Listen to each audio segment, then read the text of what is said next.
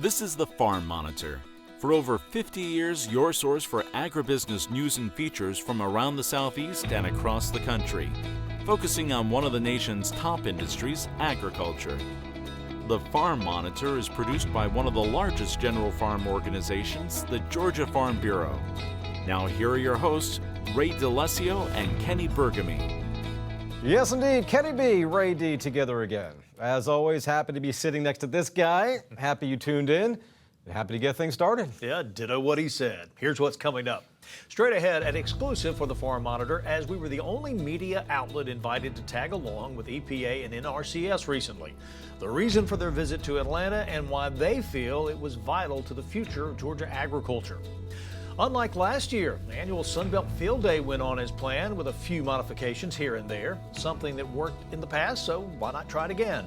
John Holcomb will have the full recap. Plus, how many 7-year-olds do you know who will actually eat the vegetables, let alone teach people about the benefits of them? Well, this young lady does both. The special title she holds and why she has become a national sensation. All this and more starts right now on the Farm Monitor.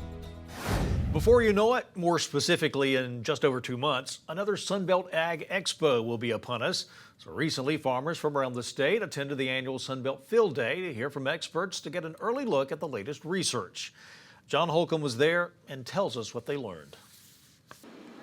With last year's field day being canceled due to Mother Nature having different plans, producers were excited to be back in Moultrie as they saw firsthand the latest research plots and heard helpful information they could use back on their farms. Sunbelt Executive Director Chip Blaylock was equally as excited to host them again. This is the first field day we've had in 2 years, and since the drive-through method worked so well 2 years ago, we're trying it again today, and I think the results will be the same. We got a great crowd coming in. We got a great set of research plots for the farmers to come in and, look at and gather information to take back to their farm to enhance their economic and environmental sustainability. While there, growers heard from University of Georgia Extension specialists who provided crop updates including the status of cotton, which according to Glenn Harris, a soil extension specialist, this season's crop is shaping up to be a good one despite challenges early on in the season.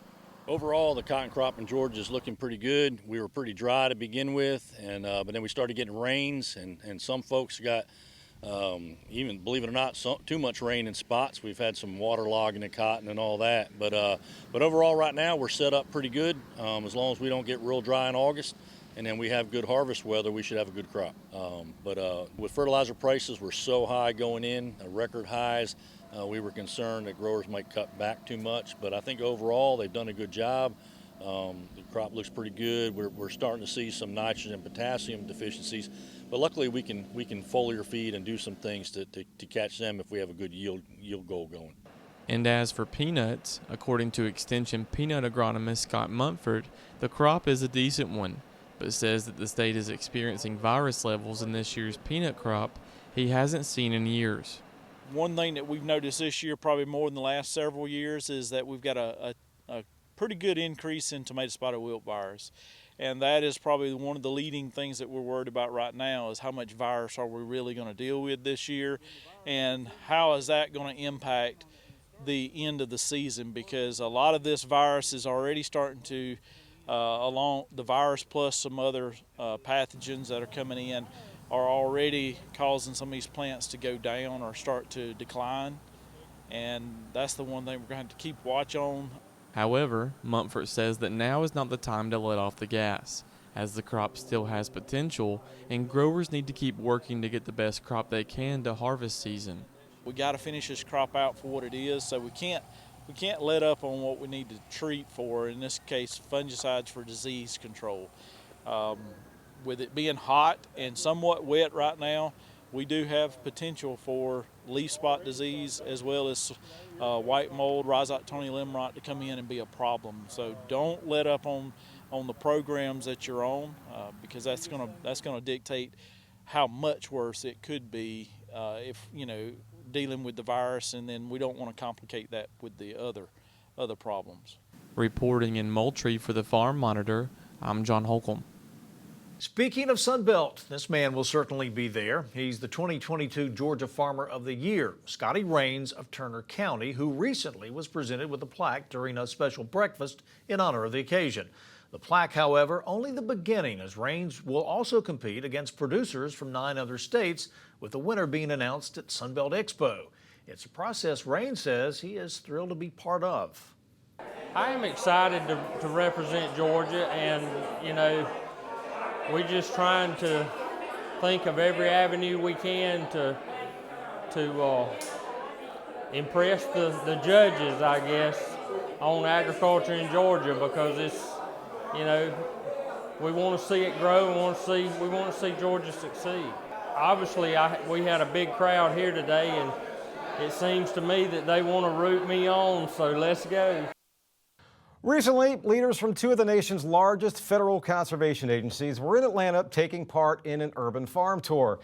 Not only was it a chance to connect with those doing so much for the community, but also collaborate with each other. Damon Jones has that story. The agricultural industry touches so many lives here in Georgia, both young and old, and that was on full display recently in Fulton County, where ag leaders from across the country toured a couple of urban farms, including one ran by the youngest certified farmer in the state, 7-year-old Kendall Ray Johnson. I just think it's fundamentally important for the country and for the future generations that we're really trying to promote and maintain a certain industry. It's so important for us to be face to face with folks that are helping to feed our communities, they're helping to drive industry. And as a regional administrator, I'm privileged to have states within the southeastern United States that allows us to be reminded every day why farmers are important and critical to where we want to go as an agency, but also as a society. This is the new face of agriculture. We talk about urban, we talk about rural. And one of the things I want to stress is that there's room at the table for everyone. But when we start talking about urban agriculture, we have a lot of folks that want to grow local and buy local. They want to be sustainable right in their backyard. And I think there's a lot of room at the table. And that has really come to the forefront recently as supply chain disruptions have made it more difficult to get fresh produce, especially in food deserts. And that's why urban farms like this have become more valuable than ever. As you look at some of these urban centers and some of the grocery stores are not there anymore, they don't have those local places to buy, it puts a lot of stress on a lot of these urban folks because, sometimes, they have to either catch the bus, ride a bicycle, or walk for groceries, and there's no grocery store in the community. And so it's important that we talk about how to grow this, and folks can have just healthy fruits and vegetables as part of their daily diet. We can solve a lot of things in this society as far as health and some of the other things that caused by not eating properly. It was a who's who of agricultural leaders, as there were representatives from the Georgia Department of Agriculture, FSA, NRCS, and EPA in attendance, which allowed a wide range of topics and ideas to be discussed. When you look at the caliber of people that come to these opportunities, it shows you how much can get done when there's interagency collaboration. Whether that's with state partners or federal partners, we feel that when we're out here together, we're able to accelerate the work, share resources, but more importantly, help to do things in unison and not in silos. And that will do nothing but benefit the agricultural industry in the state, where it has an impact all across the board. Atlanta's a beautiful city. Metro Atlanta has a lot of great suburbs and different areas where people call home. But when you travel north or south or east or west, too often we get into areas that aren't as developed. So when we're able to come out to areas like this and see how farms are able to transform society, it gives us an advantage. And I really believe in Region 4, our being on the ground here today allows us to be able to understand better where our resources go and how we can help more communities to be able to just be better and more sustainable and resilient. Reporting from Fulton County, I'm Damon Jones for the Farm Monitor. Damon, thanks so much. After the break, it is back to Fulton County for a special look at Georgia's youngest certified farmer, Kendall Ray Johnson. Folks, let me tell you, this little girl is so unique, and the passion she has for growing food is off the charts. Her story when the Farm Monitor continues.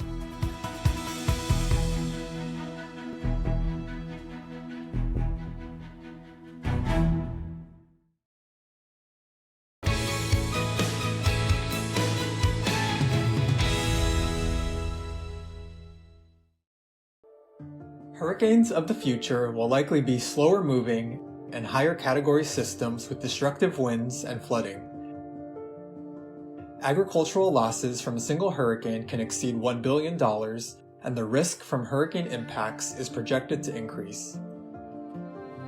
In the southeastern United States, crops insured for natural perils like hurricanes have exceeded $14 billion annually. To help America's farmers, ranchers, and forest landowners prepare for and recover from hurricane events, the USDA Southeast Climate Hub with other USDA agencies and extension experts developed 22 hurricane preparedness and recovery commodity guides. These help producers build a resilient operation, enhance long-term operational maintenance, ensure short-term preparedness, and plan post-hurricane recovery to effectively minimize crop and economic losses. Recovery and preparedness guides like these and others from the climate hubs can help America's working lands become more climate resilient. Before the break, we gave you a small glimpse of Kendall Ray Johnson, who at 7 years old is the youngest USDA registered certified farmer in the state of Georgia.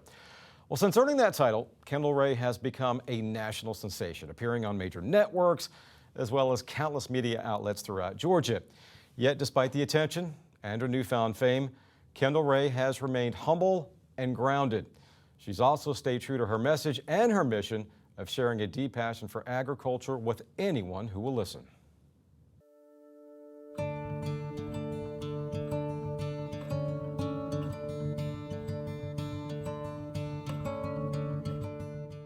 The song you hear, the track title, is called Garden View. Fitting because when you first observe Kendall Ray Johnson in her garden, she appears to be your typical 7-year-old child. Just a little girl, playing, laughing with her friends, and truth be told, she really is just a kid at heart. But ask Kendall Ray for a tour of the garden, and that same little girl grows up before your very eyes. These are the picklers. The picklers are a cucumber that we use for pickles. These are super sweet 100s. We got blue spice basil. We got striped tomatoes, but it's close to the candy cane pepper. Yes, Kendall Ray certainly knows her way around the garden, doesn't she? Exactly how and when she developed that knowledge and love for gardening, her parents tell me they first noticed it when she was just 3 years old. When her grandmother would tell us to bring her collard greens out and just put them back in the ground or put them in a pot or something so we could have collard greens again in a couple months off of the same stalk. And she was interested on how she would go out and look at how they would produce new little stalks and stuff like that, and she'd be excited about it, like ecstatic. You know, she'll see a yellow leaf. She's gonna question about why is it yellow? Well, what type of bug is eating it? Can we find? She calls it the culprit. You know, where is the culprit? She's like 7 years old, she knows the word culprit. Yeah, she's like, where's the culprit? You know? And she'll get back here and she'll study. Most kids your age, they're doing other stuff. They don't want anything to do with vegetables, but yet you're out here every day. Why do you enjoy it so much? I enjoy it so much because it means sharing food with the whole community. Sharing and community. Two of the major emphasis and foundation for which Agroculture, Kendall Ray's business entity, was built upon. As mentioned, she's a certified farmer and a member of various farm organizations, including Georgia Farm Bureau. Her story capturing the hearts and attention of many, some of which felt the need to step up and lend a hand.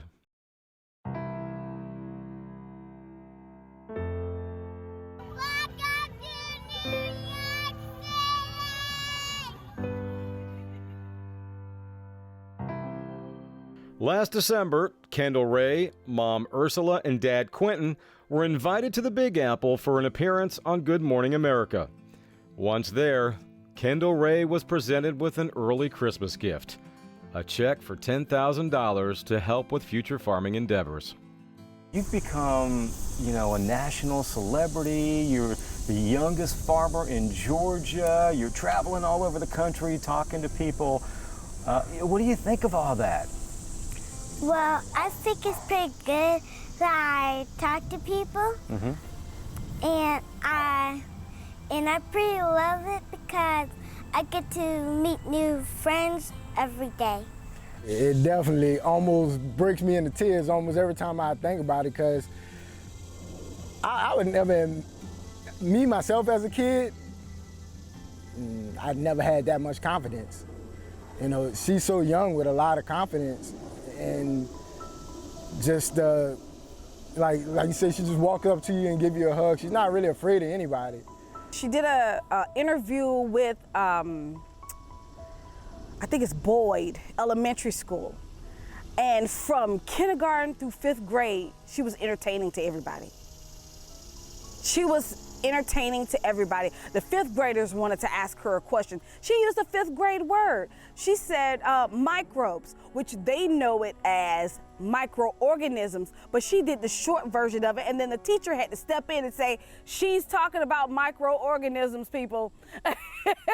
But she's using the word microbes. She's using the terminology compost, you know, soil. And I mean, she can use everything. She knows the plant cycle. So she's allowing those who are younger than her, those who are right at her age, her peer, you know, and beyond, to kind of connect with her in a way that is just brilliant. But Kendall Ray's enthusiasm for farming not only contagious to her peers and children alike, but also to adults, especially her dad. This is the longest I've ever stuck to anything, and it's just because she gave me a passion for it, because, I mean, I love it too now. You know, because, you know, learning the different things about growing and stuff like that is fascinating. So it's been keeping my attention for some years now. The farming, the gardening, what life lessons is she learning by having a garden like this? Ooh, life lessons: being patient. Some things grow and some things don't. You know, yeah, critical thinking, how to solve a problem. There's so many that she's learning just by being in nature. The seasons, you know, what grows well in the summer may not grow well in the winter. How, you know, it's deep. You know, we're learning life lessons being in our own garden, and just to watch her go through it and learn her own lessons are teaching us as well.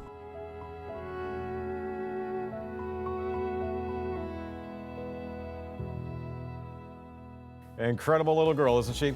Well, this agribusiness owner holds a key position involving a rare pig breed. That's next after the break.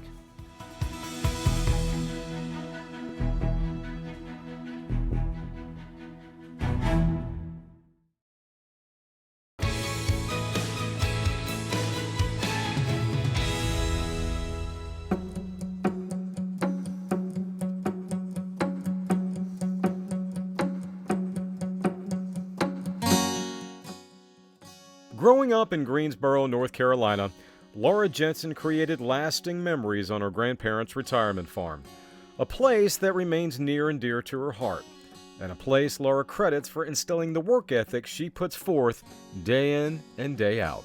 So I usually start my day in the butcher shop. It gives me an opportunity to work with the charcuterie cuts that I enjoy producing, make sure that our production schedule is on task and that my crew is set for the day. Usually do that until around lunchtime, 12, 1 o'clock, and then from there I switch over to the business side. I am constantly working on my marketing program and how to reach more people, checking on our products and if I can make any improvements there. So I'm on the business side until about 5 o'clock. Then I do take about a 10-minute break, and from there I'm out on the farm until 7 or 8 or until it's done. During the week, my husband and I feed all the pigs. And then, of course, you know, something's always broken on the farm, so we're working on whatever needs to happen to make sure the pigs have the best life they can. But these pigs aren't your run-of-the-mill farm pigs. Nope, these are Meishan pigs, native to southern China and a rarity here in the U.S. The way in which Laura acquired them? Well, that's a story in and of itself. So 5 years ago we started with pigs. I ended up with those dangerous pigs. I know they're not all that way, but we ended up with them, and I had to find an alternative. Laura's search led her to this man, Rico Silvera, who at the time was president of the American Meishan Breeders Association, a title now held by Laura. Prior to his retirement, both Silvera and Laura worked tirelessly to save what remained of the limited population of Meishans here in the U.S. That hard work paid off.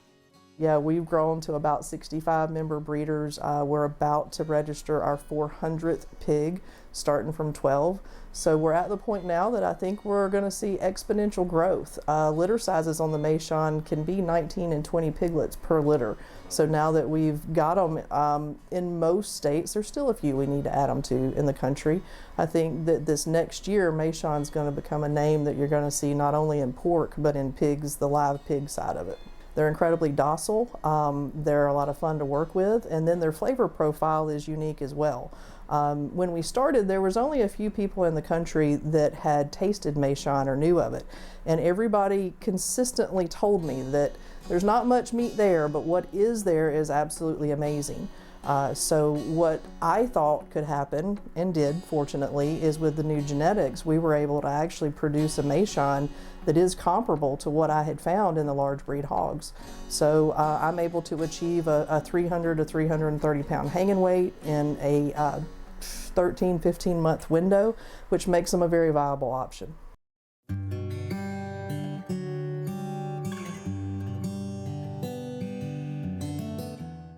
And having options is something Laura wants every one of her customers to experience when they step inside Jensen Reserve.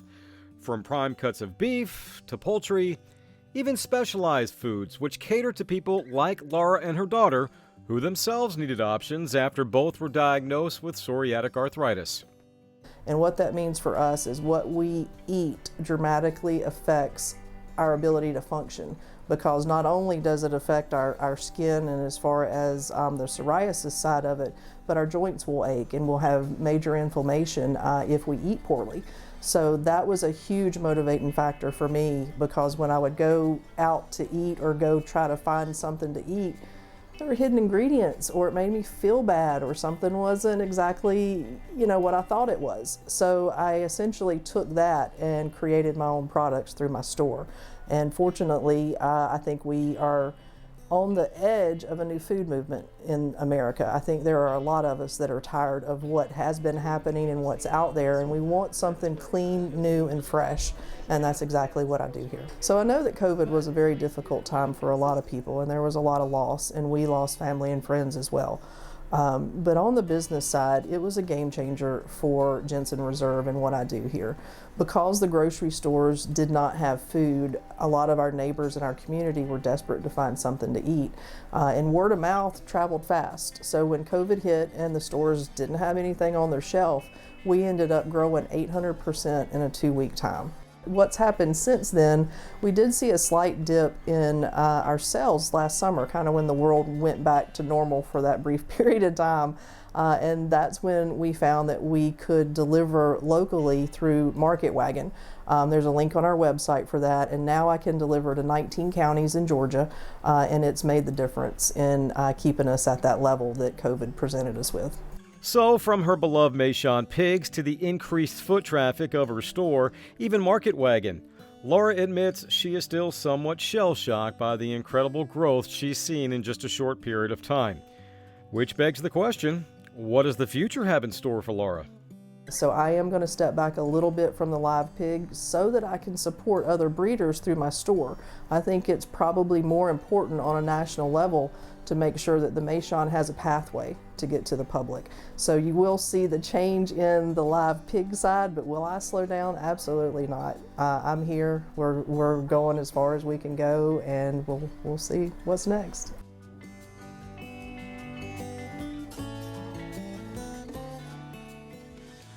Laura, thanks so much, and of course, thank you for making this show possible. Take care, everybody. We'll see you next time right here on the Farm Monitor. Stay safe and have a great week.